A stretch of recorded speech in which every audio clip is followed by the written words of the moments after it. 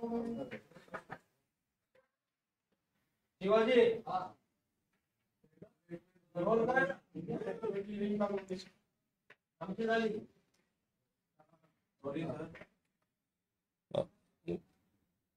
अखिल भारतीय युवक काँग्रेसचे राष्ट्रीय अध्यक्ष उदयमानजी तद्वतच प्रभारी नवनियुक्त प्रभारी मनीषजी हे आज युवक काँग्रेसच्या नियमित आढाव्याकरता आणि तद्वतच संघटनेची पुनर्बांधणीच्या अनुषंगाने आलेले आहेत।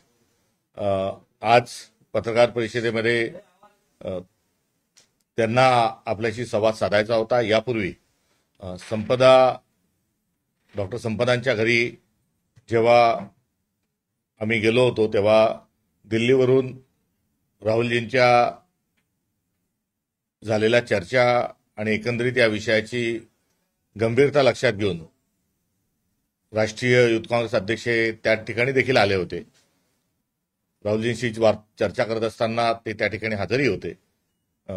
या सर्व प्रकरणामध्ये युवक काँग्रेसची भूमिका ही सुनिश्चित करण्याच्या अनुषंगानं ते गेल्या अनेक दिवसांपासून विचारही करत होते।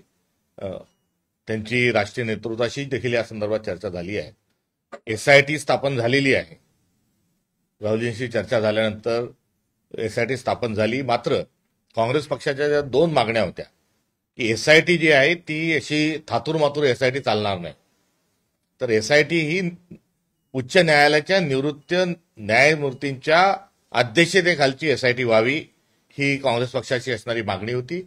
तद्वतच या घटनेतला आका हा दुसरा तिसरा कोणी नसून रणजित नाईक निंबाळकर आहेत आणि त्यांना या प्रकरणात ताबडतोब अटक व्हावी, कारण तशा प्रकारे कुटुंबांनी बयान दिलेलं आहे, तक्रार दिलेली आहे।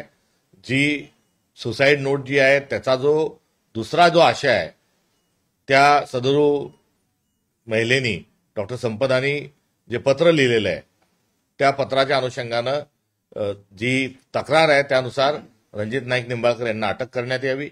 या दोन प्रामुख्याने संपदा मुंडेंच्या अनुषंगानं असणारी आमच्या काँग्रेस पक्षाच्या मागण्या आहेत आणि यामध्ये आकाचा आका म्हणजे दुसरा तिसरा कोणी नसून देवेंद्र फडणवीस आहे आणि ते प्रकरण दाबत आहे हा आमचा थेट आरोप आहे।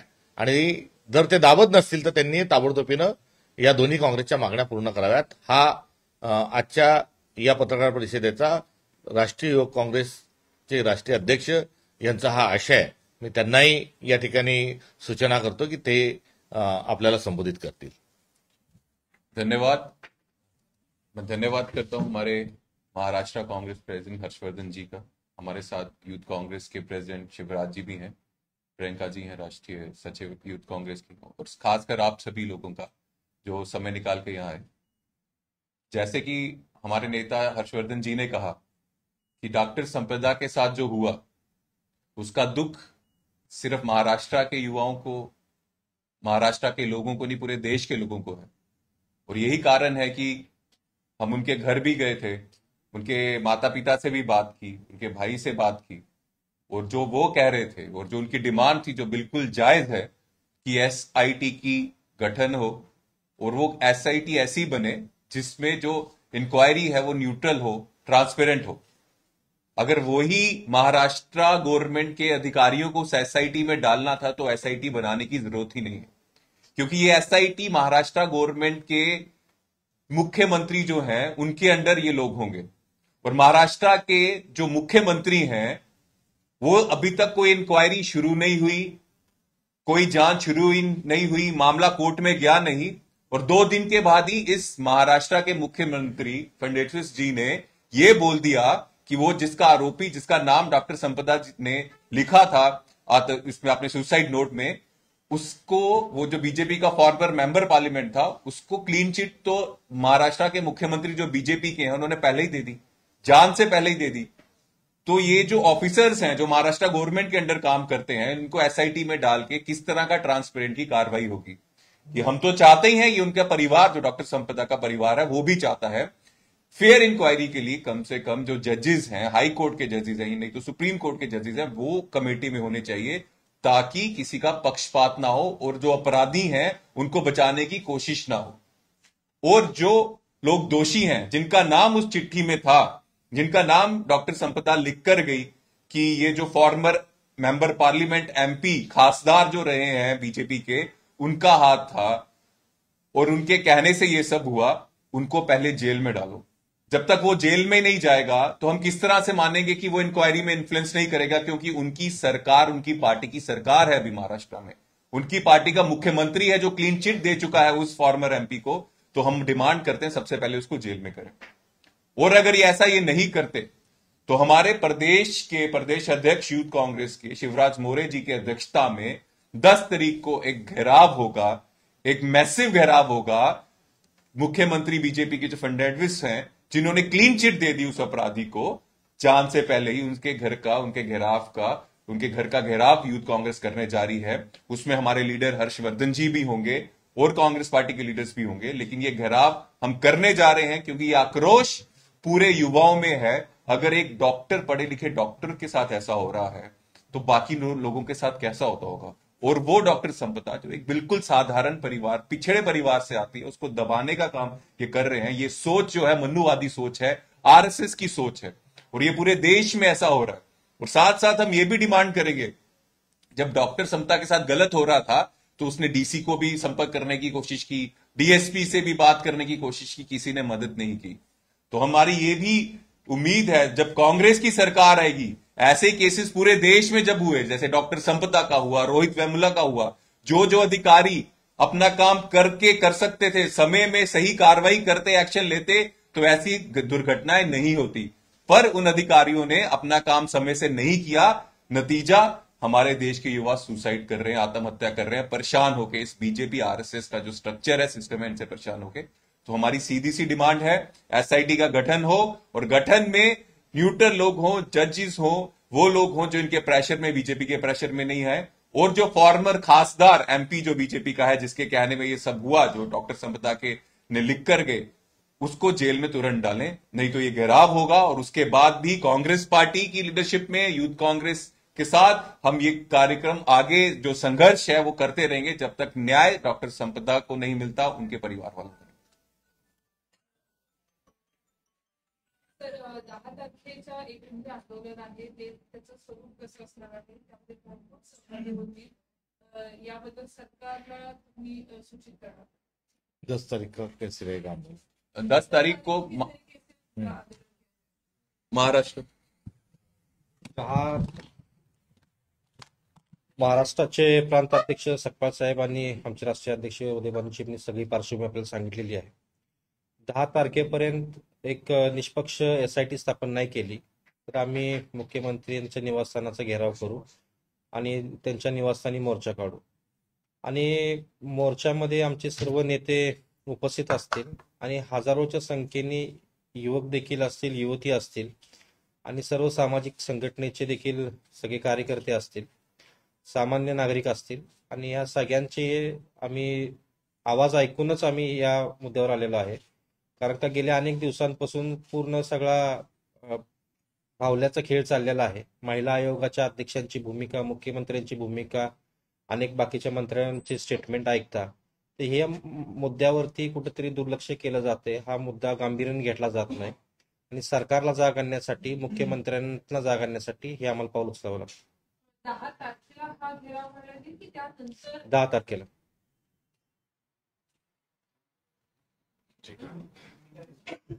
हिंदी झालं नाही नाही, या देखरेखीसाठी IPS अधिकारी सातते मॅडमांना केलेला आहे. पण त्या देखील एक सरकारच्याच एक सिस्टीमचा भाग आहे. त्यापूर्वी साताऱ्याचे SP देखील राहिलेले आहेत. अनेक राजकीय नेत्यांची त्यांचे संबंध आलेले असतात आणि त्यांच्यावरती दबाव, प्रेशर, हितसंबंध, अनेक गोष्टी येऊ शकतात. त्यासाठी आमची मागणी आहे की निष्पक्ष एक समिती गठीत केली पाहिजे आणि निवृत्त न्यायाधीश त्यामध्ये समाविष्ट केले पाहिजे. आणि ह्यासाठी आमचं आहे 10 तारखेपर्यंत जर नाही केलं तर 10 तारखेला आम्ही मुख्यमंत्र्यांच्या निवासस्थानावरती मोर्चा काढू. या संपूर्ण प्रकरणामध्ये सरकारचे आणखी काही राजकीय प्रश्न आहेत? हा झाला.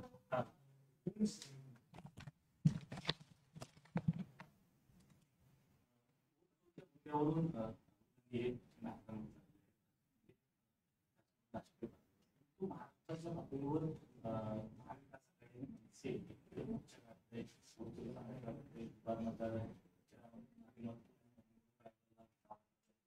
वेगवेगळे प्रश्न उपस्थित केले जातात. पण परवाच्या पक्षाच्या मोर्चाच्या वेळी आपण मात्र अनेक प्रश्नचिन्ह उपस्थित केले. राहुल गांधींनी वोट चोरीचा मुद्दा हा पुढे आणला आणि त्या अनुषंगानं देशभरामध्ये आज त्याची चर्चा आहे.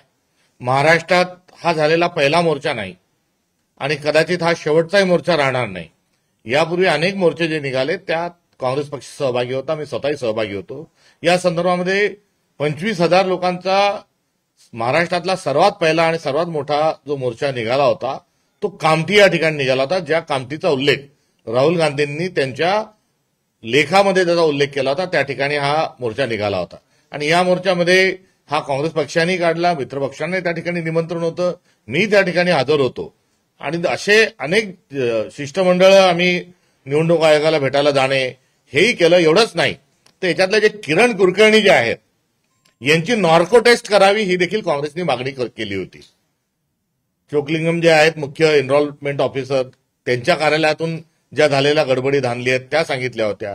तेवढंच नाही तर दिनेश वाघमारेजी जे आता निवडणूक आयोगाचं काम बघत आहेत यांना देखील आम्ही वारंवार जाऊन भेटलो आणि त्यांच्या भेटीमध्ये त्यांनी आमच्याजवळ डिजिटल जो डेटा आहे त्याचा युजरनेम आणि पासवर्ड आहे आणि त्यानुसार डुप्लिकेट ट्रिप्लिकेट जे नावं आहेत हे आम्हाला शोधता येतील आणि त्या अनुषंगानं त्यांच्याकडून देखील आम्ही अपेक्षा व्यक्त केली होती की आता जर तुमच्याजवळ आहे डिजिटल डेटाचा पासवर्ड आहे तर तुम्ही हा डुप्लिकेट डाटा जो आहे त्यातला तो स्वच्छ करा, ही देखील त्यांच्याजवळ मागणी केली होती. आणि या सर्व पार्श्वभूमीवर जो मुंबईमध्ये या संदर्भामध्ये जी मोर्चा निघाला आणि मोर्चाच्या आधी देखील त्या पद्धतीने एक जो कार्यक्रम एक आंदोलन झालं होतं त्यामध्ये काँग्रेस पक्षाच्या वतीनं बाळासाहेब थोरात हे हजर राहतील, विजय वडेट्टीवार जे राहतील अशा प्रकारच्या काँग्रेस पक्षाचा निर्णय होता. त्यानुसार थोरात साहेब आणि वडेट्टीवारजी हे पहिलेही हजर राहिले होते आणि परवा झालेल्या मोर्चातही बाळासाहेब त्याचसोबत विजय वडेट्टीवारजी आणि सतेज पाटील साहेब आमच्या दोन्ही सभागृहाचे नेते आणि थोरात साहेब जे सीडब्ल्यूसीचे मेंबर आहे हे हजर होते. त्यामुळे काँग्रेस पक्ष या कार्यक्रमामध्ये या आंदोलनामध्ये मोर्चामध्ये सहभागी होताच. मी त्या ठिकाणी हजर नव्हतो हा प्रश्न गौण आहे. मात्र काँग्रेस हा अत्यंत गांभीर्यपूर्ण ही लढाई लढत आहे आणि या संदर्भातल्या कोणत्याही उपक्रमांमध्ये कार्यक्रमांमध्ये आम्ही सहभागी राहू. एवढंच नाही तर दिल्ली पातळीवर आमचा एक रिसर्च डिपार्टमेंट आहे आणि प्रदेश काँग्रेस कमिटी पातळीवरही आम्ही संपूर्ण महाराष्ट्राच्या 288चा डेटा या ठिकाणी जमा केलेला आहे आणि हा आम्ही पब्लिक डोमेनमध्ये टाकलाय. ज्यांना पाहिजे त्यांनाही आम्ही हा डेटा सगळा देतो. आदित्य जे असतील किंवा इतर ठिकाणी ज्या पत्रकार परिषद होत आहेत त्या ठिकाणी हा सर्व डेटा आम्ही शेअर केलेला आहे आणि करणार आहोत. त्यामुळे या संपूर्ण वोट चोरीच्या प्रकरणात काँग्रेस अग्रेसर होतं, अग्रेसर आहे आणि अग्रेसर राहील. शिंदे गटाचे आमदार आहेत त्यांनी धक्कादायक वक्तव्य केलेलं आहे. हिंदी भाषा ही मावशीसारखी आहे परंतु माय मरो आणि मावशी नको अशा पद्धतीचं स्टेटमेंट त्यांनी मराठीला कुठेतरी मिळवण्याचा प्रयत्न केला. काय स्टेटमेंट केलं? त्यांचं मत आहे की मराठी ही माझ्या ही भाषा माझ्या मावशीसारखी मला पण मावशी जवळ अशा पद्धतीचं जे धोरण आहे हे देवेंद्र फडणवीसांचं आहेच. त्यामुळे अनुसूची 8 मधल्या 22 भाषा ज्या आहेत त्यांनी हातात हात घालून काम करावं, सोबत राहावं, आपसात व्यवहार करावा ही असणारी काँग्रेस पक्षाची संवैधानिक भूमिका आहेच. मात्र मराठी जी आहे ही मराठी नुसती भाषा नाही तर ही आमची संस्कृती आहे आणि या आमच्या संस्कृतीचा गळा घोटण्याकरता देवेंद्र फडणवीस हे आसुसलेले आहेत आणि त्यांना महाराष्ट्राचा गायपट्टा करायचा आहे. अलीकडच्या काळात त्यांना दिवसा पण पंतप्रधान होण्याची स्वप्न पडतात आहे आणि आपण हिंदी भाषिकांमध्ये लोकप्रिय झालो पाहिजे करिता त्यांनी मराठी भाषेच्या छातीत हा खंजीर खुपसलेला आहे आणि देवेंद्र फडणवीसांची एकंदरीत या भाषा विषयाच्या अनुषंगाने असणारी भूमिका म्हणजे माय मरो आणि मावशी वाचो अशाच स्वरूपाची आहे. हे त्यांच्या वक्तव्याला आम्ही सहमत आहोत. मात्र हे वक्तव्य हे देवेंद्र फडणवीस सरकारच्या अनुषंगाने आहे आणि त्यांचे जे मित्रपक्ष आहेत हे शांत पद्धतीनं शांत डोक्यानं हा सगळा खेळ बघत आहेत. हे देखील फार मोठं दुःख आहे. काही झालं तर आम्ही मराठी भाषेच्या सोबत आहोत आणि त्याच्या संवर्धन आणि संरक्षणाकरता पहिल्या दिवशीपासूनची काँग्रेस पक्षाची भूमिका ही आपल्या सगळ्यांना सर्वश्रुत आहे आणि अलीकडच्या काळात आता कुठेतरी सूर हा बदलल्यासारखं जे दिसतंय त्याचं कारण काय हेही बघितलं पाहिजे. मात्र नरेंद्र जाधव समितीचा अहवाल येईपर्यंत तमाम महाराष्ट्रातल्या लोकांनी या सगळ्या घटनेकडे अत्यंत बारकाईने लक्ष ठेवून मराठीच्या संवर्धनाकरता काम केलं पाहिजे. परवाच्या मोर्चामध्ये जरी काँग्रेसचे काही सिनियर लिडर्स प्रेझेंट राहिले असतील तरी काँग्रेसचे वर्कर्स तिथे नव्हते, तिथे काँग्रेसचे झेंडे लावले नव्हते आणि ऑब्झर्व्हर्सचं असं म्हणणं आहे की बिहार इलेक्शनच्या आधी काँग्रेसला मनसेजवळ आपलं रिलेशन दाखवायचं नाहीये, त्या हिशोबाने काँग्रेसने स्वतःला जाणून बुजून थोडं लांब नाही. त्या क्रिटिसिझमला तुम्ही कसं? नाही ती टीकाच आहे. किती काही झालं तरी टीकाकार टीकाच करणार आहेत. तिथे काँग्रेसचे झेंडे पण होते, थोडे मागे पुढे जे काय असतील ते असतील. स्टेजवरही आमचे जे नेते होते त्यांच्या गळ्यातही काँग्रेसचेच दुपट्टे होते. त्यामुळे असं नाही, त्यामुळे काँग्रेसचे झेंडे होते आणि काँग्रेसचे अनेक कार्यकर्ते नेतेही त्यामध्ये सहभागी होते. भाजपमध्ये प्रदेश अध्यक्ष नव्हते, मुंबई काँग्रेस अध्यक्ष नव्हते. बोहरेनेचं उदाहरण त्यांच्याकरता लागू वेळ आम्ही काही केलं तर ते आमच्यावर टीकाच करतील. त्यामुळे पु ल देशपांडेंचा एक फार चांगला संदर्भ आहे अरुंधतींना दिलेला. तो वेळ जास्ती जाईल म्हणून सांगत नाही, मात्र हा एक माझ्यावर झालेला अरुंधतींनी केलेला संस्कार आहे. त्यामुळे अशा किती कालच्या लग्नातला शालू जरी आणून दिला तरी ते म्हणतील अजून काहीतरी नवं आणून द्या. त्यामुळे भाजपला सध्या हा आजार झालेला आहे. त्यामुळे ते गेट वेल सून एवढंच आम्ही या निमित्ताने त्यांना सर, असं काही आशिष शेलार यांनी प्रेस कॉन्फरन्स घेतली आणि त्यांनी सांगितलं की जो ऑपोजिशनचा पूर्ण घोडचोरीचा नॅरेटिव्ह आहे त्यामध्ये ते फक्त हिंदू किंवा दलित कम्युनिटीजला साईडलाईन करण्याचा प्रयत्न करत आहे आणि मुसलमान जे डबल किंवा ट्रिपल वोटर्स आहेत त्यांना अंडरलाईन करण्याचा प्रयत्न करत. हा नवीन त्यांनी एक शोध लावला आहे. आता जे ट्रिप्लिकेट जे वोटर आहेत ते सर्वच आहेत. त्यामध्ये काही कोणत्या जाती धर्माचा विषय असायला काही अर्थ नाही. मात्र या निमित्तानं भारतीय जनता पक्षाचा जो मेंदू आहे तो कसा काम करतो हे त्यांनी एकदा पुन्हा दाखवून दिलं. प्रत्येक गोष्टीत भारत पाकिस्तान हिंदू मुसलमान हे केल्याशिवाय त्यांना करमत नाही. आता मतचोरीमध्येही जर त्यांना हिंदू मुसलमान आणायचं आहे तर मला त्यांच्या बुद्धीची आणि त्यांच्या या वक्तव्याची कीव करायची वाटते.